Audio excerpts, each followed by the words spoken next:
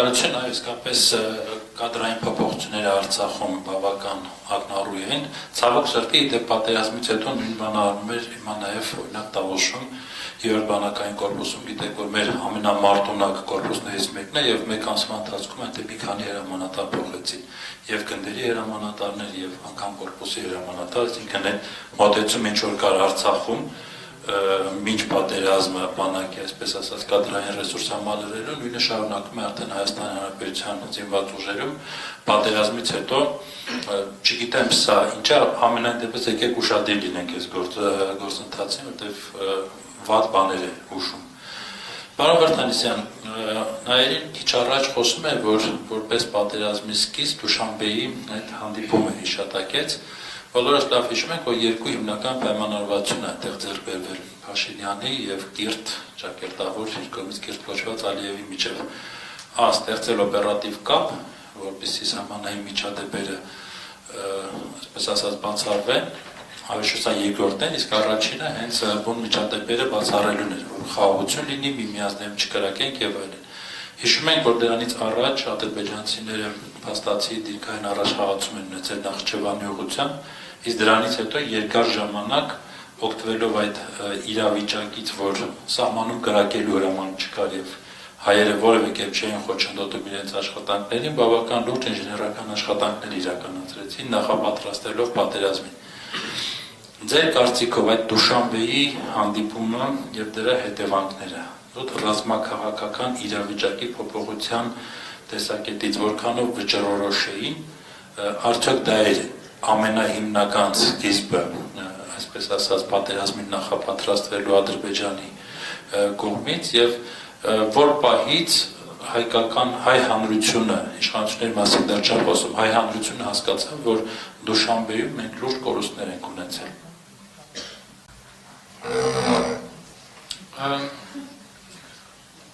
Ես ինչ էլ ասեմ, հիմնվելու եմ բաց աղբյուրների վրա, քանի որ ռազմինֆոն միշտ այդպես է աշխատել, ու այսինքն այն ինչի վրա հիմնում եմ, ինչով հիմնավորում եմ, հասանելի է բոլորին, բոլորդ էլ կարող եք նայել կամ ինձ խնդրել ուղարկեմ։ Պատերազմի սկզբի մասին, այսինքն պատերազմ սկսելու որոշման մասին Ադրբեջանի կողմից, ու նաև կխոսեմ այդ պարտվելու թեմայով, իշխանական քարոզչությունը ու նաև իբր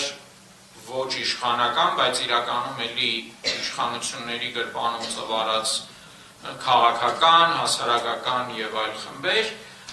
պնդում են, որ a. պատերազմը անխուսափելի էր, b. պատերազմում պարտությունը անխուսափելի էր։ Հեքիաթները գիտեք ինչով են հիմնավորում, չգիտեմ 30 տարվա թալան եւ այլն, հա, տենց հիմնավորում է։ Այսինքն ինչ որ մի հատ այսպիսի միֆ է ստեղծվել մարդկանց գիտակցության մեջ, որ 91, 92, 93 թվականին մենք ունենք ինչ որ հզորագույն արդեն կազմավորված բանակ, պետություն եւ այլն, իսկ դրանից հետո ինչ որ մարդիկ 30 տարի այդ ամեն ինչը թալանել են։ Իրականում այդպես չէր, 88 թվականի երկրաշարժից սկսած ու Խորհրդային Միության փլուզումից սկսած շատ վատ վիճակ էր եւ այն մարդկանց ում այսօր մեղադրում են թե իբր քանդել են, թալանել են եւ այլն, իրականում հենց այն մարդիկ են 0-ից ու այստեղ ներկաներից Սեյրան Օհանյանը հիմնադիրներից են այդ բանակի այդ ամեն ինչի, ինչը ներկայացնում են որպես թալան, հա, այսինքն կառուցելը թալան են, Փանջունու հայտնի երկխոսությունը, հա, որ կոտրում է բանը ու ասում է սարքել եմ կոտրում անոթը ու հորը ասում է չէ շիներ եմ հայրիկ ջան։ Լրիվ այդ իրավիճակն է, ցավոք սրտի մարդիկ դրան հավատում են։ Հիմա եկեք հասկանանք, արդյոք պատերազմի սկիզբը կանխորոշված էր։ Ես վստահ եմ, որ 18 թվականի ապրիլ-մայիսին այդպիսի որոշում չկար Հայաստանի դեմ պատերազմ սկսելու։ Ադրբեջանը միշտ պատրաստվել է պատերազմի։ Այդ մասին մենք խոսել ենք այն ժամանակ, երբ որ Հայաստանում նախկին իշխանություններ ասում էին, որ չէ պատերազմ չի լինի։ Այդ մասին խոսել եմ 10 թվականին, 12 թվականին, 14, 15 եւ այլն, որ Ադրբեջանը ամեն օր պատրաստվում է պատերազմի։ Այլ հարց կգնա այդ քայլի, թե ոչ դա կախված էր մեզնից ու միջազգային իրադրությունից։ հա, եթե գիտի, որ այդ պատերազմը չի մարսելու, իսկ Իլհամ Ալիևը կորցնելու շատ բան ունի։ Եթե գիտեն, որ այդ պատերազմը չեն մարսի, բնականաբար չեն սկսի։ 18 թվականի ապրիլ-մայիսին Հայաստանում այնպիսի մի իրավիճակ էր ստեղծվել, շատ անկայուն, քաոսային, որ եթե Ադրբեջանը ունենար հստակ որոշում պատերազմ սկսելու, կսկսեր հենց այդ ժամանակ։ Մենք ռազմինֆոյում ունենք մեր ներքին, այսպես ասած, շկալան, հա, վտանգի պատերազմի ռիսկի շկալան, օրինակ մայիսին Նիկոլ Փաշինյանի վարչապետ դառնալու օրեր անց մենք այդ շկալայով կարմիր էինք նշել, հա, վտանգը ամենավտանգավոր իրավիճակն էր, որովհետև իրենք Նախիջևանում քայլեր արեցին եւ մնացին անպատիժ, կարողացան մի այնպիսի դիր գրավել, որը եթե հայկական կողմից լիներ լուրջ դիմադրություն, նույնիսկ լուրջ չէ, միջին կարգի դիմադրություն չէին կարող։ Բարձունքի վրա դիր գրավեցին, երկու հայկական դիրքի մեջտեղում, ընդ որում բավականին բարձունք էր։ Դա հնարավոր էր միայն այն քաոսի պայմաններում, որոնք այդ ժամանակ Հայաստանում էին տիրում, հա, այդ փակ ճանապարհներ, դրանից հետո լրիվ պետական ըստ էության պետական կառույցները չէին աշխատում, հա, ամիսներով, շաբաթներով, ամիսներով նույնիսկ նոր տնօրեն չէին նշանակում, չգիտեմ, մի խոսքով այդ քաոսային իրավիճակում Ադրբեջանը այնուամենայնիվ որևէ բացի այդ Նախիջևանի գործողությունից որևէ այլ քայլեր չձեռնարկեց, այսինքն իրենք այդ պահին լայնամասշտաբ պատերազմ սկսելու որոշում չունեին, ակնհայտ է, հակառակ դեպքում կսկսեին։ Իրենք այդ ժամանակ կողքից նայում էին, ինչ-որ բաներ էին փորձում ու դրանից եզրակացություններ անում, իրենք էլ լավ չէին հասկանում ստեղ իրավիճակը ինչ է կատարվում, հա։ Ինձ թվում է իրենք, այսպես ասած, թև առան Դուշանբեի հանդիպման ժամանակ, կարծում եմ Իլհամ Ալիևը, որը երբվում էր այդ ամեն ինչում, հա, միջազգային քաղաքականության մեջ բավականին երկար ժամանակ, շատ արագ, հա, մի քանի նախադասություն փոխանակելով արդեն հասկացավ ում հետ գործ ունի։ Հիմա ես չեմ կարող ասել Դուշանբեում ինչ որ գաղտնի բան պայմանավորվել են, չեն պայմանավորվել, ինչպես ասացի, միայն բաց, հա, բոլորին հասանելի ինֆորմացիայի վրա եմ հիմնվում, բայց մի կարևոր բան մենք հասկանում ենք, որ այդ հրադադարի խիստ պարտադրած, հա, պայմանավորվածությունը Ադրբեջանը օգտագործելու է սահմաններում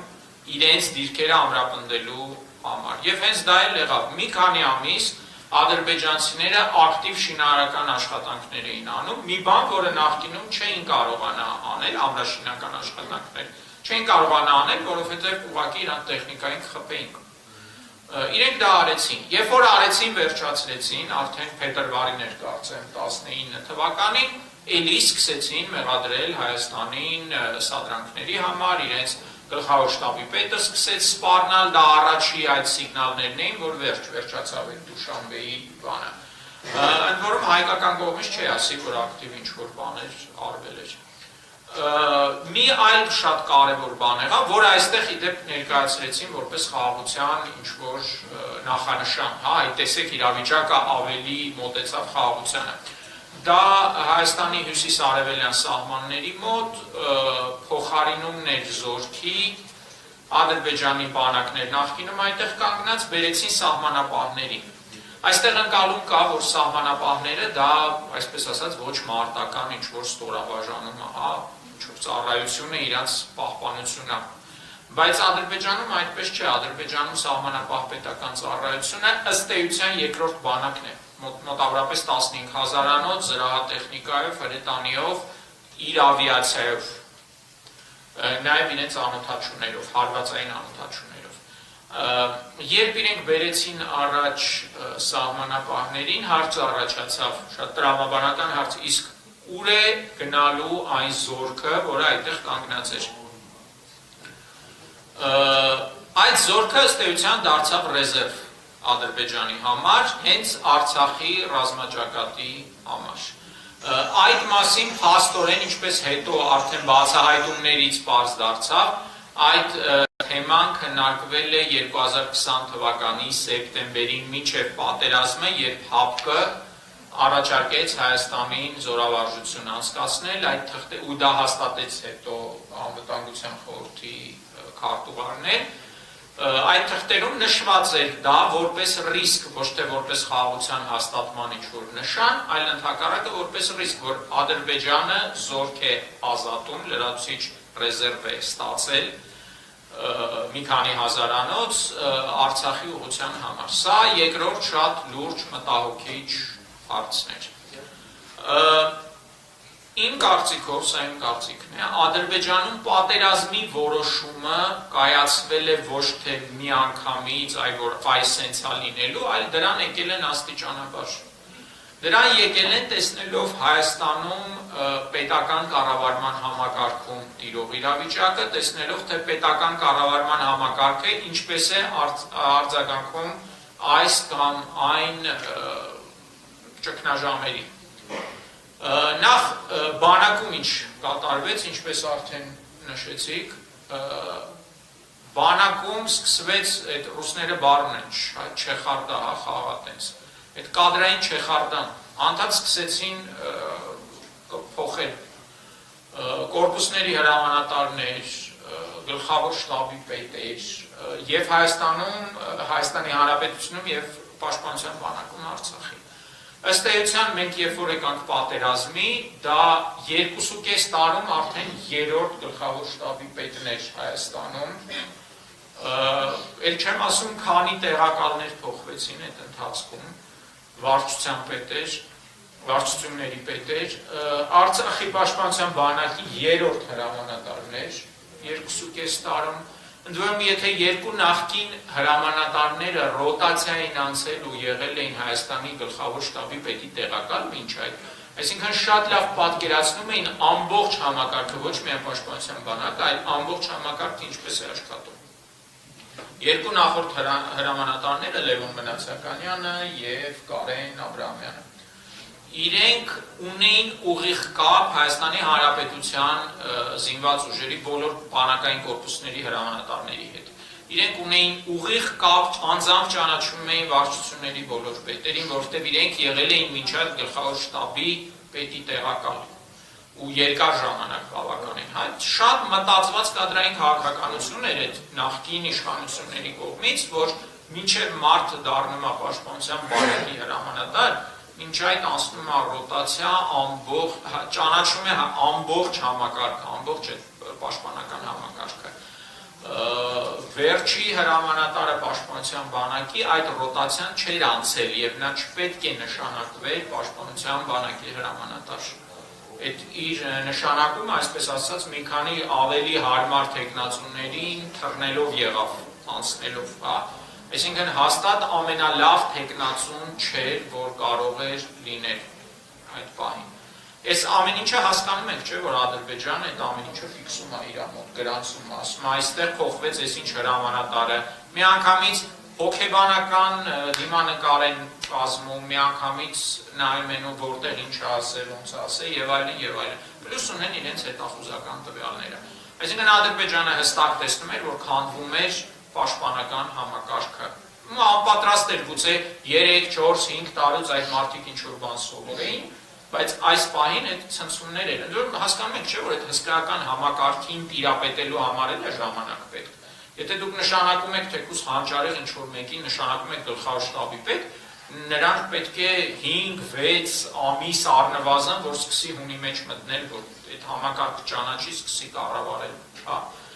Սա այդ կադրային քանդելու հարցը։ Երկրորդ լուրջ խնդիրը, առաջին լուրջ փորձությունը, որ եղավ, դա այդ կովիդի համաճարակի հետ կապված գործողություններն էին Հայաստանի իշխանությունների։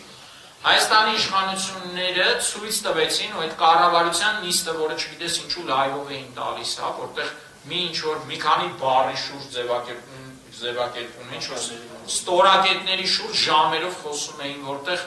Հայաստանի ղեկավարը սկսեց ռազմավարական պաշարների մասին գաղտնի տվյալներ, բայց եթերով հայտարարել եւ այլն։ Եթե դուք Ադրբեջանում որոշում կայացնող եք եւ եթե դուք հետևում եք այդ ամեն ինչին, Ասենք հասկանում եք չէ՞ ինչ վիճակում է այս պետությունում պետական կառավարումը։ Իսկ պատերազմը դա նախ եւ առաջ ոչ թե բանակների բախում է, այլ պետական համակարգերի բախում է։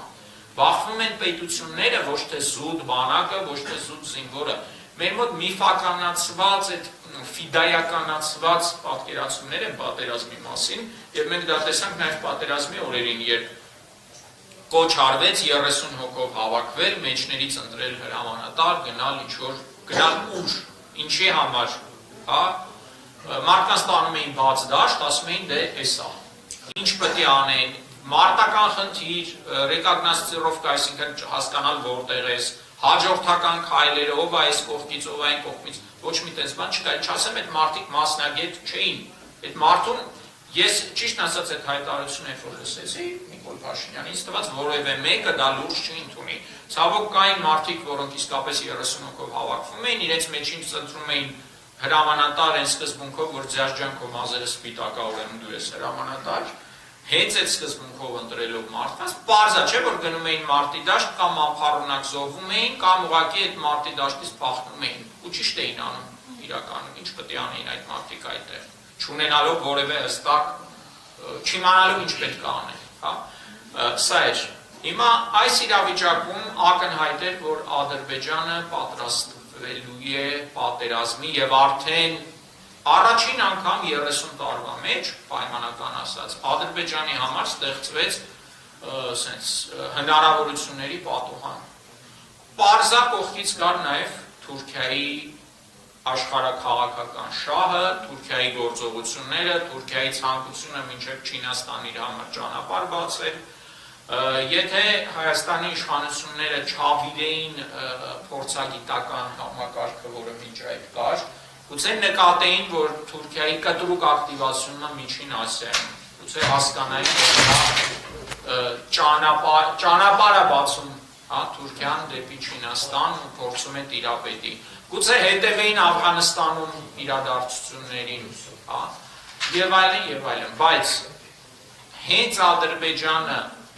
այդ ավանցուրայի պատրաստ էր գնալ, տեսնելով Հայաստանում իրավիճակը, տեսնելով պետական կառավարման շատ ներողություն, ես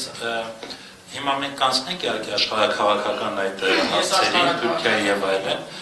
բայց կարևոր երկու բան եք արձանագրում, ուզում եմ հիմա մեկը ամբողջացնենք թեմաներից մեկը, տեսեք դուք ասացիք, որ 18 թվականին Ադրբեջանը չուներ որոշում, դրա համար չսկսվեց պատերազմը,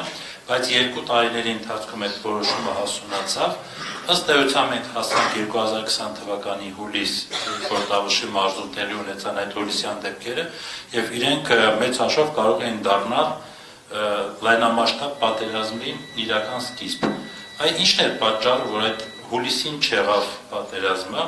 այլ եւս 1-2 ամիս ժամանակ ադրբեջանցիներին պետք է գա այդ վերջնական որոշումը կայացնելու համար։ Ինքը արդեն իսկ իրավիճակը հասունացած էր եւ փաստացի բախումներն են այդ մակարդակի են, որ կարող էին դառնալ լայնածավալ պատերազմ։ Իմ կարծիքով դեռևս 19 թվականի երկրորդ կեսին է Ադրբեջանում որոշում կայացվել պատերազմը սկսելու։ Ունեցել են պլան Թուրքիայի հետ, այդ պլանով շարժվել է։ Հուլիսյան իրադարձությունները այդ պլանից դուրս էին, իմ կարծիքով, ենթադրում եմ, որ իրենք դեռևս լիարժեք պատրաստ չէին, բայց եւ հուլիսյան իրադարձությունները օգտագործեցին ստուգելու, թե ինչպես է Հայաստանի, այսպես ասած, նոր արտգործնախարարությունը, ինչպես է կարողանում խաղալ դրսի դաշտում ճգնաժամային պայմաններում, հա։ Մենք նշենք, որ հուլիսյան բախումները գետնի վրա մենք հաղթեցինք, բայց միջազգային ասպարեզում, կարծում եմ պարոն Սարգսյանը դրան կանդրադառնա, միջազգային ասպարեզում շատ վատ աշխատեց Հայաստանի դիվանագիտությունը։ Մեծ աշխատանք չի եղել, որտեղ ես հիշում եմ, որ Փաշինյանը միայն մի երկրի ղեկավարետ է քննարկել հուլիսյան դեպքերը, Բելարուսիայի նախագահն է, երբ որ ԵԱՏՄ-ը ինչ-որ միջոցառման ժամանակ ուղղակի այսպես դիվանագիտական բանի մեջ այդ խոսքը ասեց, որ դատապարտում ենք այդ իրադարձությունները, մինչդեռ Ադրբեջանի եւ Թուրքիայի նախագահները աշխարհի գրեթե բոլոր ուժային կենտրոնների հետ այդ հարցը մանրամասն քննարկեցին։ Պարոն Վրդանեսյան, այս պահին ուզում եմ շնորհակալություն հայտնել։ Եթե կարելի է եզրափակեմ, հասնենք գոնե պատերազմի, հա, ըստ էության մենք տեսնում ենք, հա, բաց տվյալներից մենք տեսնում ենք, որ Թուրքիան պատրաստվում է պատերազմի։ Սեպտեմբերի 22-ին չունենալով որևէ ներքին ինֆորմացիա, որևէ այսպես ասած ինսայթ, ռազմիֆոն նյութ դրեց, ընտրում այդ նյութը պատրաստել դեռևս սեպտեմբերի 20-ին, ուղղակի սեպտեմբերի 21 տոնոր որոշեցինք չդնել, բայց սեպտեմբերի 22-ին հենց գիշերը մենք հրապարակեցինք նյութ, որտեղ հստակ փաստարկները բերելով նշել ենք, որ Ադրբեջանը պատրաստվում է ռազմական արկածախնդրության։ Դա ակնհայտ էր։ Ամսի 25-ին արդեն առանց որևէ, ես չգիտեմ ինչ են զեկուցել Նիկոլ Փաշինյանին, բայց մարդիկ արդեն Facebook-ում հասկանում էին, որ պատերազմը օրերի հարց է։ Եթե իմ գրառումները նույնիսկ Facebook-ում նայեք, այնտեղ մենք ոնց որ գրում են, որ այս գիշեր աստվածտաբան չլինի, բայց լավ չի։ Մի շատ պարզ բան, այդ պատերազմից հնարավոր էր խուսափել, այդ մասին խոսենք։ Եթե Հայաստանում այս վիճակը չլիներ, նույնիսկ դիվանագիտական սխալները չէին բերի պատերազմի։ Չուներ Ադրբեջանը այդքան վստահություն, որպեսզի գնար այսպիսի պատերազմի, եթե Հայաստանը ներսից լրիվ ավիրված չլիներ, խոսքս պետական կառավարման համակարգի եւ պաշտպանական համակարգերի մասին է։ Երկրորդը, նույնիսկ այդ իրավիճակում, նույնիսկ սեպտեմբերի 25-ին, նույնիսկ սեպտեմբերի 27-ին եւ ես պնդում եմ նույնիսկ սեպտեմբերի 30-ին, Հայաստանը հնարավորություն ուներ, եթե ոչ հաղթելու, ապա, այսպես ասած, ոչ ոքի անելու այդ պատերազմում, իսկ գուցե նաեւ հաղթելու։ Որովհետև նույնիսկ այս խայտառակ կառավարման պայմաններում Ադրբեջանին պահանջվեց 44 օր, որպեսզի կարողանա ինչ-որ մի բանի հասնելու, այնպես չի, որ դա կկարողանային պահել նաև ևս 2 շաբաթ։ Մեծ հարց էր կկարողանան Շուշին պահել, թե ոչ, որովհետև իրենք գործում էին իրենց ռեսուրսների այն վերջի բանում, Այսպիսով այդ պնդումը, թե պատերազմը կանխորոշված էր, այլ տարբերակ չկար, այդ ամբողջը նախկինների քաղաքականության հետևանքներ, ոչ, նախկինում եղել են բազմաթիվ սխալներ, նախկինում եղել են շատ բաներ, որ պետք է արվել, չի արվել, բայց դրանցից եւ ոչ ոքը, ոչ մի սխալ, ոչ մի չարած բան չի կանխորոշել պատերազմի սկիզբը, երկրորդը դրանցից ոչ ոք չի կանխորոշել պարտությունը։ Այսքանը։